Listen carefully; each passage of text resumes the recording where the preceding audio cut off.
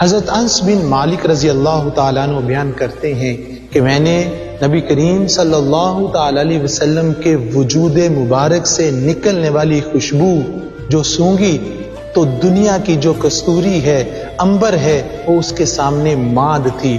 اس سے بڑھ کر کوئی خوشبو نہیں سونگی کہ جتنی اللہ تبارک و تعالیٰ نے کریم آقا صلی اللہ تعالی وسلم کے وجود مبارک میں خوشبو رکھی ہے۔ یہی وجہ تھی کہ آپ جس راستے سے گزر جاتے تھے وہ راستہ ہی معطر ہو جاتا تھا۔ انسان تو انسان، جانور بھی کریم آقا صلی اللہ تعالی وسلم کے وجود مبارک سے نکلنے والی خوشبو سے محظوظ ہوتے۔